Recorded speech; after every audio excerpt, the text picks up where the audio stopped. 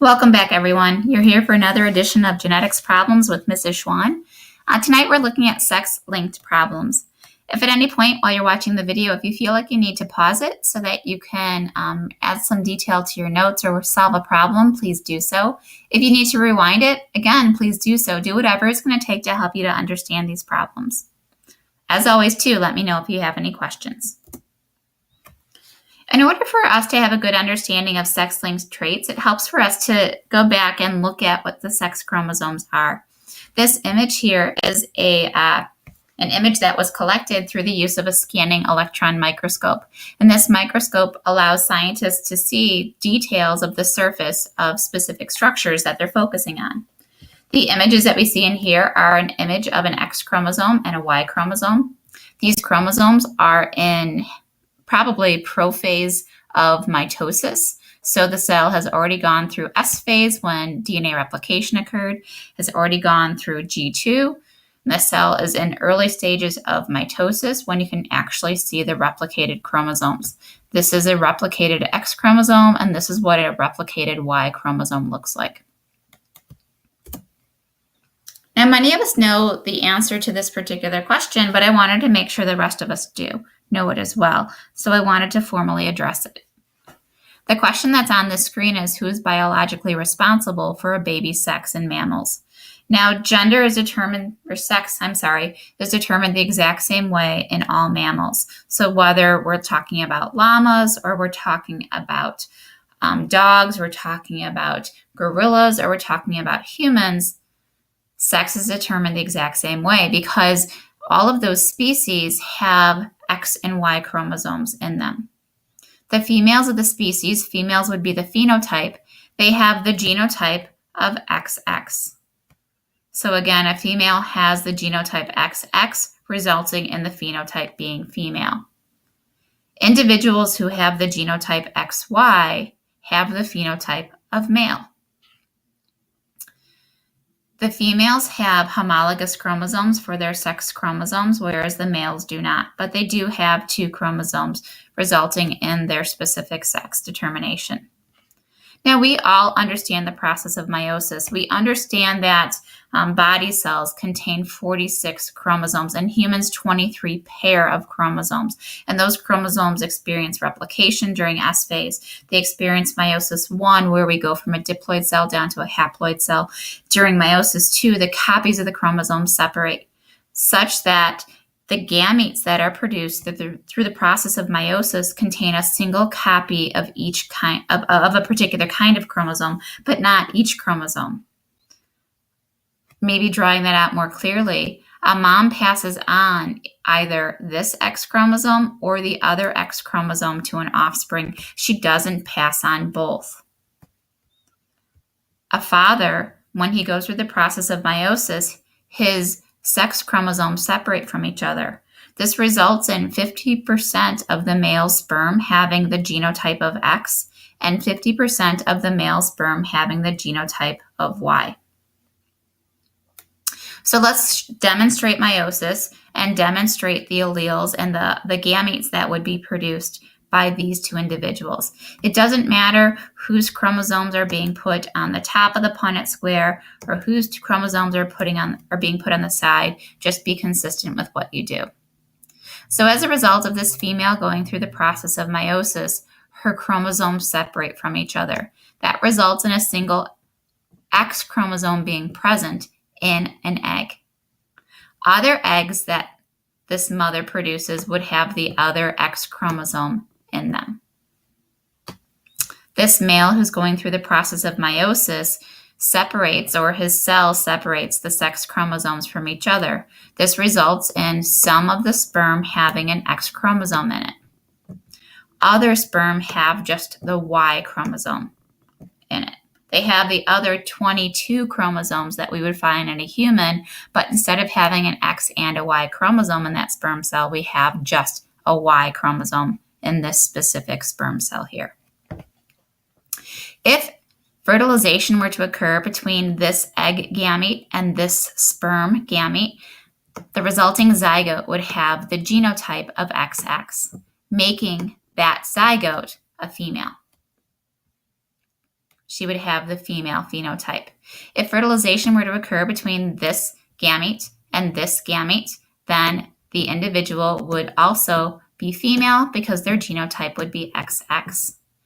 On the other hand, if fertilization were to occur between this X that we find inside of an egg, and if it were to be fertilized by a sperm cell that contained this Y chromosome, then the genotype of that offspring would be XY, and we would have a male phenotype, a male offspring for that zygote.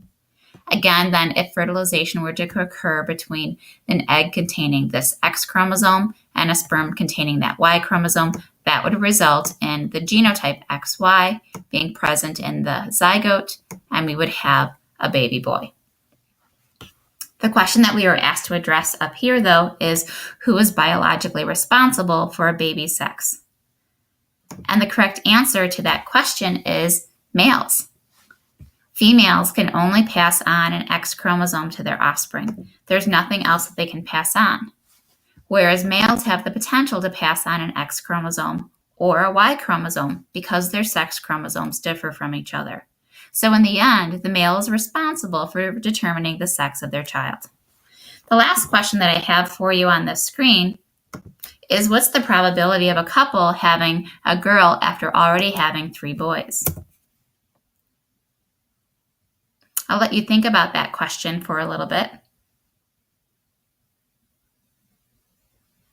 The correct answer to this question would be 1/2. And the reason why it's 1/2 is because there is one outcome that we're looking at here, that one outcome being a girl, out of 2 possible outcomes, being a boy or a girl. You could also have written that as 50%, because there would be a 50% probability of having a girl, just like there would be a 50% probability of having a boy. And you could have listed that answer as a ratio. It would be a 1-to-1 ratio, where we're looking at being a girl. The only other possible outcome would be having a boy.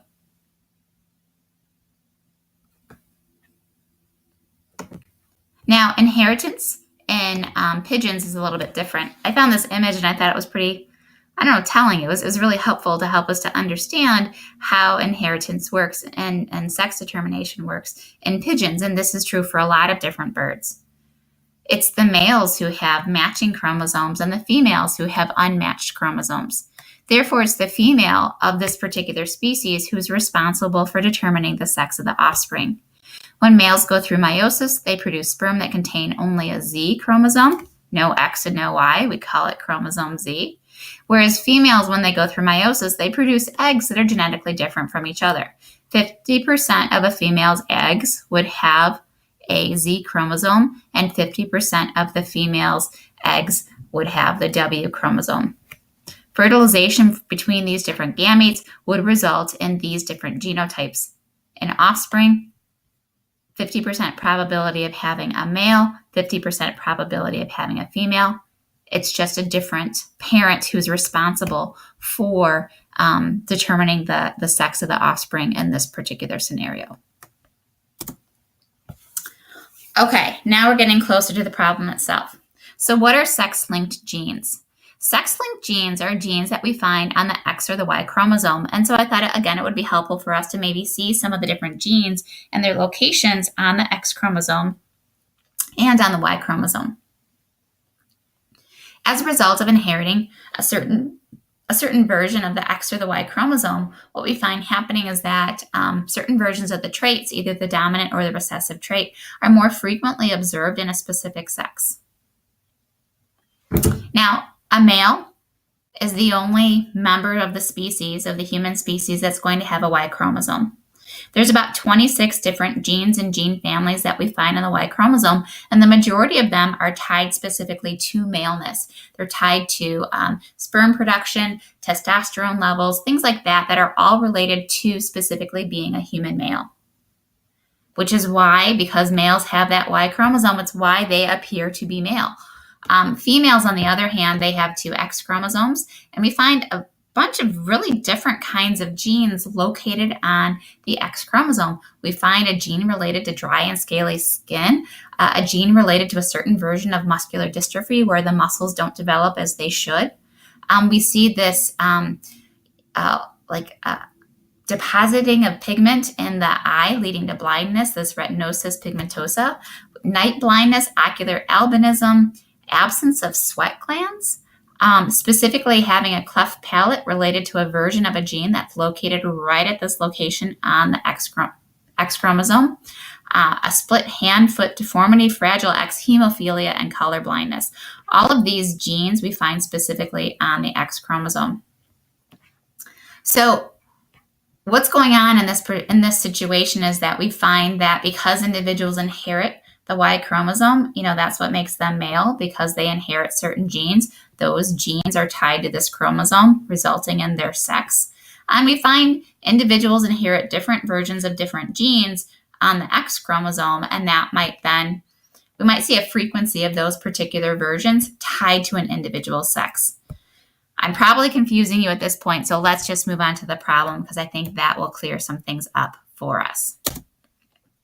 Okay, so here's our problem. Jane's healthy. Awesome. But her father had hemophilia. Oh, that's awful. She marries Joe, who's healthy. What's the probability of them having a child who has hemophilia? As I've said all along, I think the first thing that we should always do is we should make a key. Now, what's really going to be different about the keys in sex-linked problems is that you must include the X and the Y chromosomes. For all of the genes that we're talking about in these sex-linked problems, we're talking about specifically genes that are located on the X chromosome. They are not found on the Y chromosome. They are only found on the X chromosome. So we have to include the X and the Y chromosomes as we make our key. We're going to list out genotypes and we're going to list out phenotypes. All right, let me show you what the female's version of the key would look like. So in this particular scenario, a female could have the genotype X big B, X big B. And if she had that genotype, her phenotype would be female, homozygous, blood clotter. So she's able to clot her blood. She does not have hemophilia. Hemophilia is a disease where individuals do not have the glue, basically, that makes platelets stick together to form blood clots when there's been an injury to a blood vessel. And so individuals who have hemophilia are at great risk for bleeding to death. If a female had the genotype X big B, X little b, her phenotype would be female, heterozygous, blood clotter. Now, we use this special term in these sex-linked problems. We use this carrier term. And that tells us that we've got an individual who's showing the dominant phenotype, but carries that recessive allele on their sex chromosome, on their X chromosome. It's also possible for a female to have a genotype X little b, X little b. What that is, what the phenotype would be a female who's homozygous for hemophilia. The only way that a female could ever have hemophilia, she would have to inherit a recessive allele on the X chromosome, in the egg, in the sperm tube, so from both parents.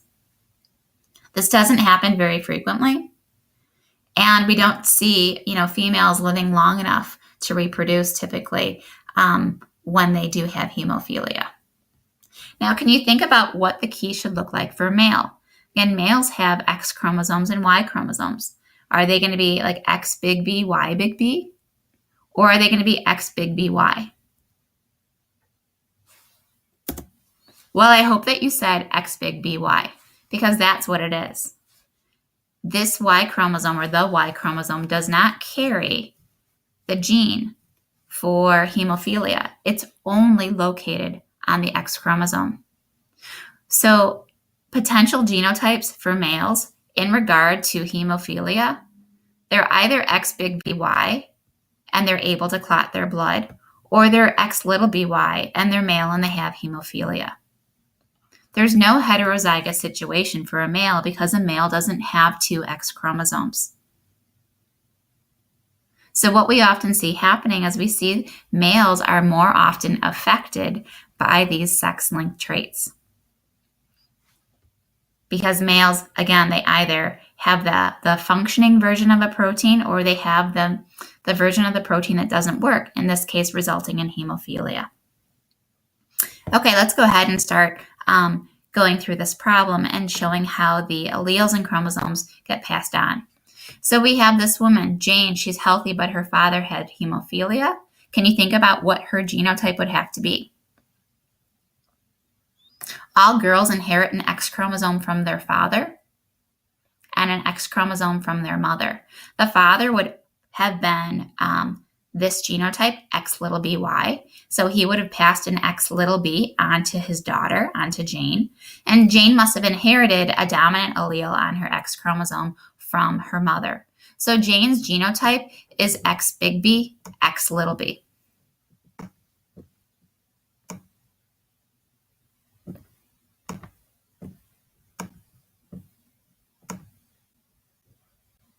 Kind of hard to do on this one. And then she marries Joe, who's healthy. So this is going to be the genotype for Joe. All right, let's put those chromosomes and the alleles on the Punnett square. So we have X big B up here at the top. And I would have X little b in line over the other square, the other set of squares. And then we have X big B over here. And you guys are welcome to start solving this problem.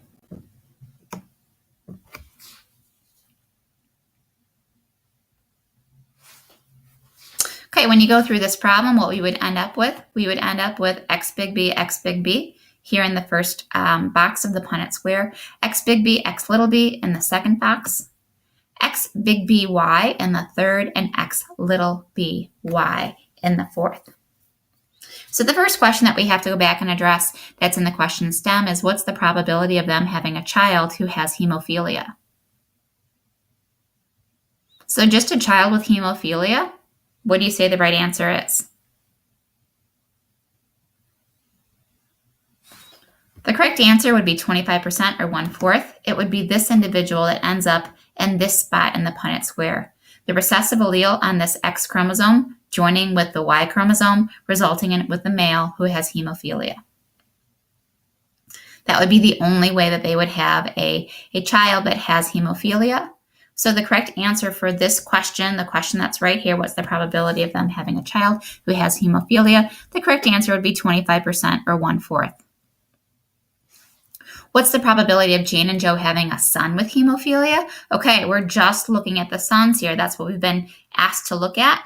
The correct answer would be 1/2 for that second question. All right, let's go ahead and let's move on to the next one. Wow, it's not going to let me.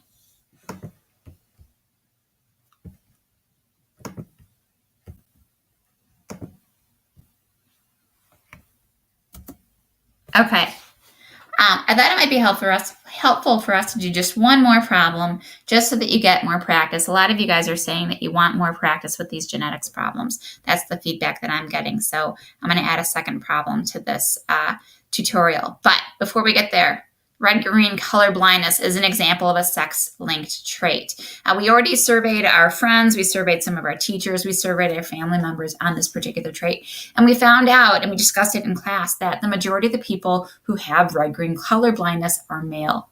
And that makes total sense because this is a sex-linked trait. Those males inherited that recessive allele on the X chromosome that was present in the egg.